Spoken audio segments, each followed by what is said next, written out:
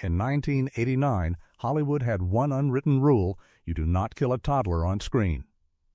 Pet Sematary broke it, then kept going, and executives argued about that before a single frame was shot. Buried under this film is a novel its own author locked in a drawer, a rights deal worth almost nothing, a dying woman played by a grown man, 7 cats trained to act like one monster, and footage trimmed out that fans still cannot find. Stephen King wrote the script himself. He also stood in the graveyard and read the words over a child's coffin. Here are 20 weird facts, counting down to the darkest one. Number 20. $1 million, reviews flat A, $1 million, sat on the table, and Stephen King pushed it away. By the mid-1980s, King was the most bankable name in horror publishing, and studios wanted this novel badly. Trade reporting from the Times said the offers for the film rights climbed toward $1 million. He turned them all down. He was not interested in selling it to anyone at any price because this was the one book he felt needed protecting.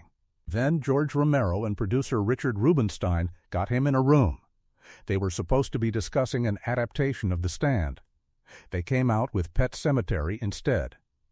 Reports from the period say King agreed to $10,000 up front plus a share of any profits, and the rights landed with Romero's company, Laurel Entertainment. Here's the part that matters. The tiny number was the strategy. Taking almost nothing up front kept King's leverage intact. It let him demand that he write the screenplay himself, and it let him dictate where the cameras would be pointed and in which state. A 7-figure payday would have made him a well-paid spectator at his own funeral scene. Every other best-selling author was chasing the biggest check in the room. King chased the smallest one and walked away holding the keys. Number 19. The man hiding under Zelda's sheets, the scariest figure in the film, is a dying teenage girl. She was played by a man. Zelda Goldman is Rachel's sister, twisted by spinal meningitis, screaming from a back bedroom. Mary Lambert auditioned girls for the role and kept walking out unsatisfied. By her own account, she did not believe a 13-year-old girl could frighten a grown audience, and the production could not find a young actress with a frame thin and wrong enough for the shots she wanted. So she cast Andrew Hubitzek, a male stage actor. He was fitted into makeup built by special effects artist Lance Anderson, wrapped in a nightgown, and set into a bed in a darkened room. The face is stretched, the mouth is too wide, and the body reads as human, but somehow off. That wrongness is the whole trick. Number 18. The novel he locked in a drawer, the author himself decided this story should never be published. King wrote Pet Sematary in the early 1980s, and by the time he finished it, he had frightened himself. It was not a monster book. It was a book about a father with a dead child and a shovel, and about what a decent man will do when grief hands him an option. His wife Tabitha's reaction to the material was famously cold. So the manuscript went into a drawer. It did not come out because King changed his mind. It came out because of a contract. He owed Doubleday, his former publisher, one more book, and the cleanest way to settle that obligation was to hand over the manuscript he had buried. Business dragged the story into daylight, not inspiration. That detail explains a lot about the film. The novel had gone through less softening than most of King's work, and King wrote the screenplay from that raw text. So the movie inherited the version of the story nobody had talked him out of. No studio note-taker had smoothed the edges in advance because the book itself had barely been smoothed. Most horror gets darker on the way to the screen. This one was already too dark for its own author, years before a camera arrived. Number 17, a cat, a truck, and a real road. The worst image in Pet Sematary came from King's own front yard. When his family was living in rural Maine, they were next to a road used by heavy trucks. Behind the property, neighborhood children had made a burial ground for dead pets, and one of them had painted a sign with the word cemetery spelled the way a child spells it. That misspelling is the title of a best-selling novel and a Paramount picture. Then came the loss that started the writing. His daughter Naomi's cat was struck and killed on that road, and King buried it in that little cemetery. He had to explain death to a small child.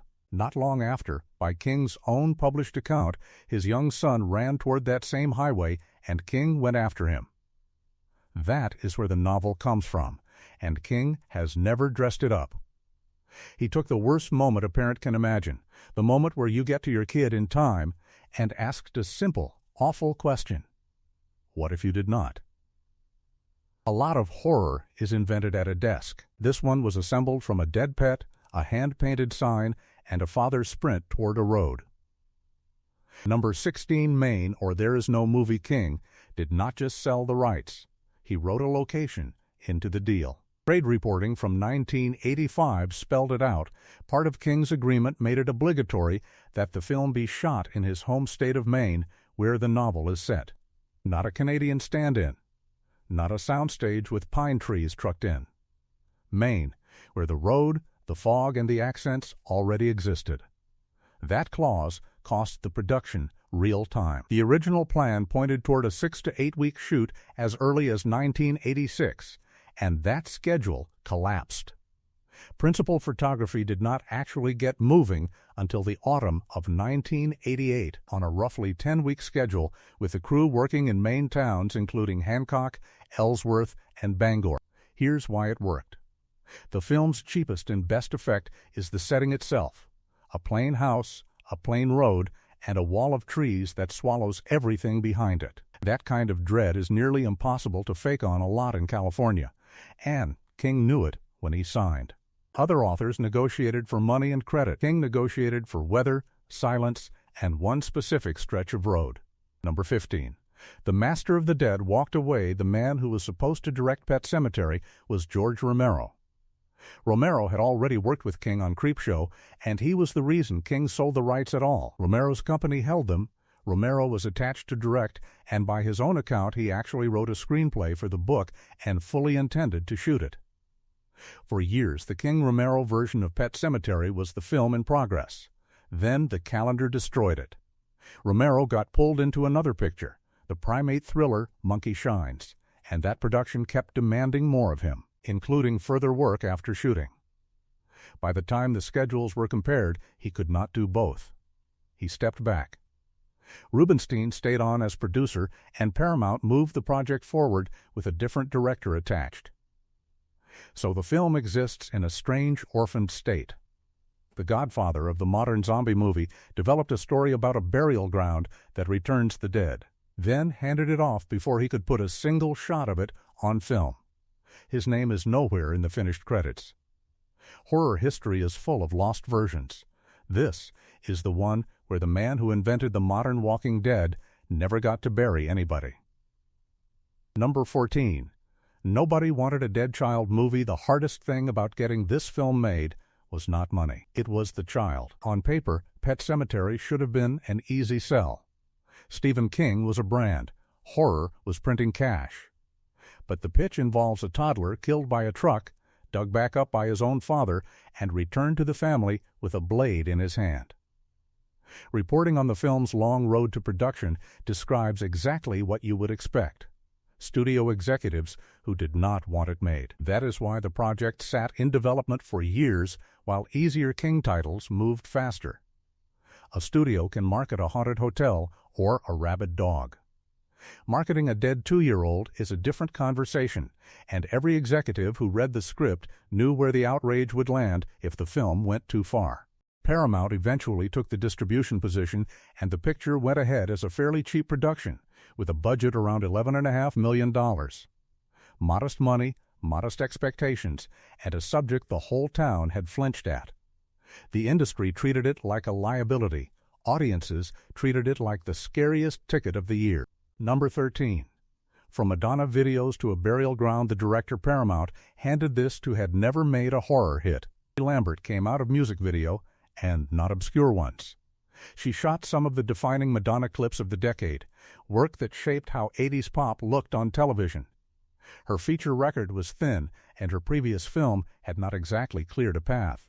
Then she inherited a Stephen King project that a legend had just walked away from. The critics were merciless. Reviewers of the day openly blamed her for the film's tone, with one Canadian critic writing that the story had been directed with, in his words, horrifying ineptitude. Even later rankings that placed the film respectably among King adaptations tended to add a line, wondering what Romero would have done instead. And then the audience voted.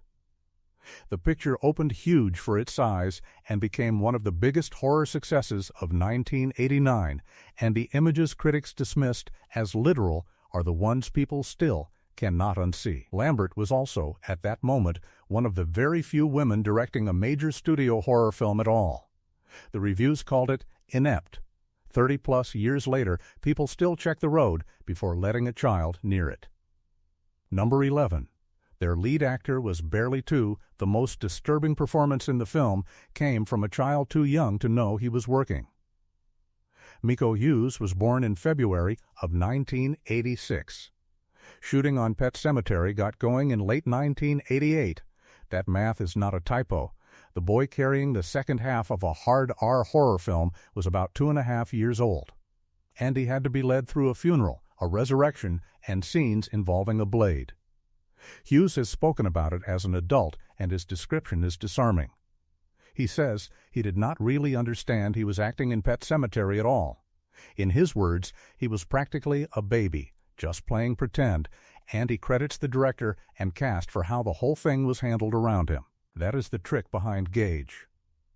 There is no performance of evil in those close-ups, because a toddler cannot fake. There is a small child doing exactly what the adults asked, cut against music and lighting designed to make the audience read something monstrous into him. Horror is entirely in the editing. Grown actors spent months building menace that year. This one showed up in a nightshirt and beat all of them by accident. Number 10. Herman Munster's last great role, the warmest man in this movie, was a television monster nobody would let go of. Red Gwyn had been Herman Munster, a costume so famous it nearly ate his career, and he spent years trying to be taken seriously as an actor again. As Jud Crandall, he plays the old neighbor who means well and dooms everyone, and he does it with a Maine accent he built and a voice pitched like a man who already knows the ending. He was also enormous.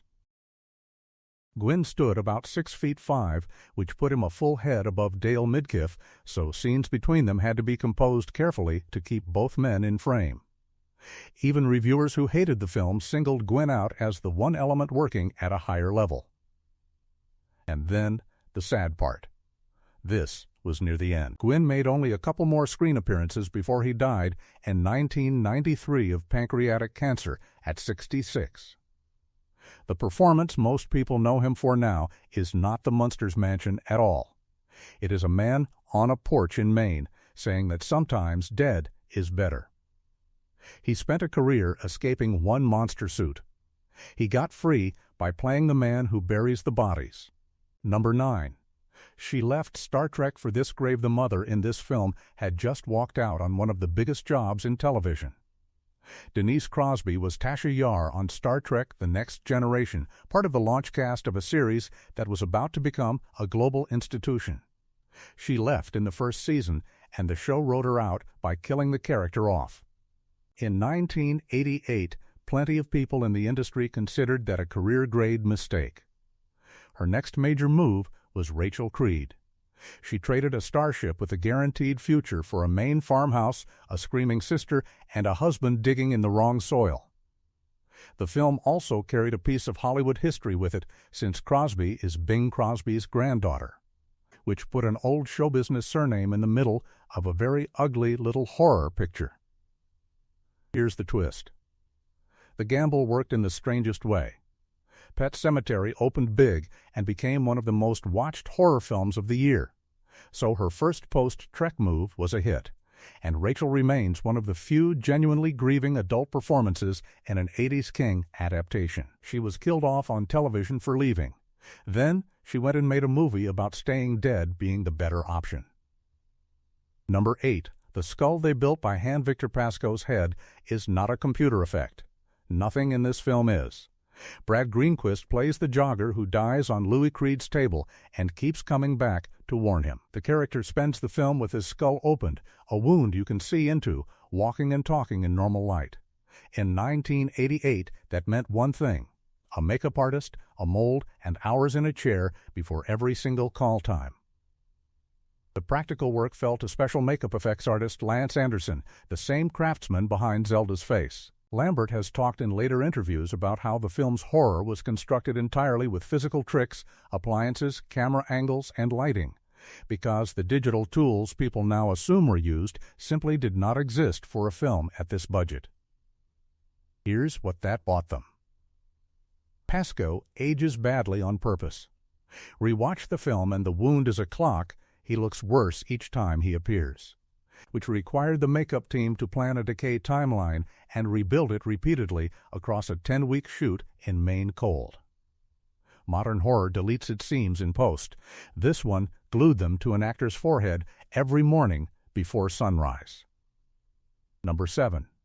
The Death King added himself. One of the film's ugliest moments is not in the novel at all. Missy Dandridge is the neighbor who helps around the Creed house, a small role in the book. In the film, she is given a graphic exit discovered after she takes her own life, and it lands early enough to poison everything that follows. Comparisons of the novel and the screenplay are blunt about it. The character does not die that way on the page. That change came from King himself, because King wrote this screenplay. He was not a novelist being adapted by strangers who wanted more shock. He was the author deciding in his own draft that the town needed another body before the truck scene arrived. The purpose is structural and cold. The film has to establish that death in Ludlow is casual, physical, and close to home, so that when the family's turn comes, the audience already believes nobody here is protected. It also gives the story an adult suicide before the child's death, which is why the whole middle stretch feels doomed rather than suspenseful. Usually the studio adds the death and the author complains. Here the author added the death and let the studio worry about it. Number 6. The soldier they filmed and buried. The scariest story in Pet Sematary is one you mostly only hear. Jud tells Louis about Timmy Baterman, a local boy killed overseas in the war whose father used the burial ground to bring him home. The version in the film is a campfire story with brief glimpses delivered on a porch. It is the moment the movie tells you, out loud, exactly what happens if you do this to a human being. But Timmy was cast and shot. Peter Stater plays him in the credits, and the material exists as filmed footage, not just narration. Accounts of the film's alternate versions point directly at the Timmy Baterman sequence as one of the sections reworked before release alongside the Creed kitchen finale. So the released film contains an outline of something bigger. There is a whole second haunting in this story, a returned soldier terrorizing his own street, and it survives on screen mostly as an old man's voice describing what he saw. When the 2019 remake dropped Timmy entirely, King fans reacted as if a body had been removed from a grave, because for many readers, that story is the black heart of the novel. They shot the dead soldier. Then they mostly put him back in the ground. Number 5. Punk rock written in King's basement. The end credits song is a punk classic, and the legend behind it is better than the movie's marketing. The Ramones wrote Pet Sematary for the film, credited to Dee Dee Ramone and Daniel Ray. King was a known fan of the band, and the widely repeated story goes like this. The Ramones visited King at his home in Maine. King put the novel in Dee Dee's hands, and Dee Dee went off into the house, reportedly down into King's basement, and came back out with the lyrics. Treat the basement detail as rock legend, because it lives on retelling rather than paperwork. But the band's connection to King is real and documented. What is not in dispute is the result. The song became one of the Ramones' biggest radio successes at a point in their career when hits were not arriving anymore. A band that had spent 15 years being called too raw for the mainstream finally got heavy airplay off a horror movie about a dead cat. And it changed the film's afterlife. Plenty of people who never watched Pet Sematary can still sing the line about not wanting to be buried in a pet cemetery, which is possibly the most effective free advertising a 1989 horror film ever received. The movie got a hit single. The band got a career flare from a grave. Number 4. The first time King adapted King by 1989. King had watched a lot of people rewrite him. This time, he did it himself. Trade coverage at the time noted the milestone plainly. Pet Sematary marked the first occasion King adapted one of his own novels for the screen. He had written for the screen before, but not this. Not a full-feature version of one of his own books. And he did it on the book he had once decided should stay unpublished. Reports from the period also say King pushed for his screenplay to be followed closely rather than reworked by other hands, which is unusual leverage for a writer on a studio horror picture. Combined with the main filming clause, the author had unusual control over what reached the screen. That is why this adaptation feels different from the decade's other King films. It keeps the book's structure, the family's ordinary bickering, and the awful patience of the middle section. It also keeps the parts that make audiences uncomfortable, because there was no in-between writer to soften a father digging up his son. When a novelist complains that Hollywood ruined the book, this is the counter-argument. King got the pen, got the state, and got the exact film he asked for. Then people accuse the movie of going too far. Number 3. The cheap horror film that printed money the studio's problem child outgrossed almost everything around it. The production cost was roughly $11.5 million, which was modest even by 1989 standards. Paramount opened it wide in April on around 1,585 screens, and it took about $12 million in its first weekend. That is a horror film earning back its entire budget in 3 days, from a subject executives had spent years avoiding. It did not stop there. The final domestic haul came in near $57.5 million, roughly 5 times the cost. And the film finished as one of the biggest horror successes of the year. The reviews, meanwhile, ranged from lukewarm to vicious. Here's the crazy part. The money bought the story a franchise it arguably did not need. Lambert returned for Pet Sematary 2 in 1992, and the property was resurrected again for a 2019 remake with a bigger budget, plus a further prequel installment years later. A book its author tried to bury became a shelf of sequels. Paramount thought it was handling a liability. It turned out to be one of the most profitable graves in the studio's 80s catalog. Number 2. The author standing at the grave, Stephen King, is in this movie. He is the man burying the child. King cameos as the minister presiding over Gage Creed's funeral, the scene where the family finally breaks in public and Rachel's father and Louis go at each other beside the coffin. It is a short appearance, and King is not acting hard. He stands there in the robes and reads the service. Now line that up with the facts. This is the author who took his own daughter's cat off a main road and buried it behind his house. This is the father who chased his own small son toward a highway used by heavy trucks. He wrote a novel out of the version where the child does not survive, decided it was too dark to publish, published it to clear a contract, then adapted it himself. And then he put on a minister's collar and said the words over a 2-year-old boy in a coffin, in his own home state, on a set he had insisted be built there. Nobody made him do that. He wrote the scene and then stepped into it. Most cameos are a wink at the audience. This one is a writer standing at the grave he dug for the worst thing he could imagine. Number 1. The cuts that bought an R, the version everybody grew up watching, is a trimmed one. Pet Sematary was released with an R rating, and it needed that rating to play in 1,500 theaters and get a marketing campaign. But the film contains a child killing adults with a scalpel, an Achilles tendon opened on camera, a hanging, and a kitchen finale of straight-body horror. Anyone who has dealt with the ratings board can guess how that first screening went. Accounts of the film's alternate versions point to material being reworked and trimmed before release, and they name the 2 places where it happened: the Timmy Baterman sequence and the finale in the Creed's kitchen. Long-standing fan reporting holds that the trims were made to avoid a harsher rating that would have gutted the film's distribution. Treat the exact rating threat as reported rather than proven, because the paperwork has never been published, but the fact of the cuts is on the record. Here's the thing. Nobody's rating fight softened this film. What survives is still a movie that ends with a parent choosing the shovel a second time. The board apparently made them tone down an already unbearable ending, and it remains one of the bleakest finales a major studio put in wide release that decade. They cut it to make it releasable. It still comes off the screen like a warning. Bonus fact: the footage nobody can find, those deleted pieces, are not sitting in a vault waiting for an anniversary release. As far as anyone can tell, they are gone.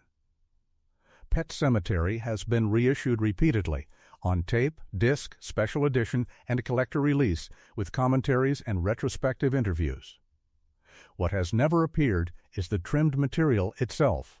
Longtime fan discussion of the film keeps landing on the same disappointing answer: the excised footage from the Timmy Baterman sequence and the kitchen ending is believed lost, which is why no home release has restored it as an extra. That was normal in 1988. Trims on a low-budget genre picture were physical film, and physical film that nobody expected to matter often did not get archived. There was no assumption that a modest Paramount horror release would still be dissected decades later, so the offcuts were treated as waste rather than as material worth cataloging. So the definitive Pet Sematary does not exist and probably never will. Somewhere between a ratings screening and a lab bin, a slightly longer version of the ending disappeared, and everyone who worked on it has since described it only from memory. Fred Gwynne is gone. Romero is gone. The people who could point at a shelf are running out. The film's whole thesis is that some things should stay buried. Its own missing footage took that advice literally. So the story goes like this. A man wrote a book that scared him, hid it, sold it for almost nothing to keep control of it, forced a studio to shoot it in his own backyard, added a death that was not even in the novel, and then put on robes to bury a child he invented from a near miss on a real main road. Everyone involved thought they were making a small horror picture nobody wanted. It made 5 times its budget and never left the culture. And the cruelest part is what happened to the film itself. The pieces that were considered too much have vanished. The man who was going to direct it never shot a frame. And the neighbor who tells you not to do it is played by an actor who would be gone 4 years later. Which of these hit hardest? The man under Zelda's sheets, the $10,000 deal, or the lost ending? Tell me in the comments. If you want more buried production truth like this, subscribe and turn on notifications, and a like helps these old films keep surfacing.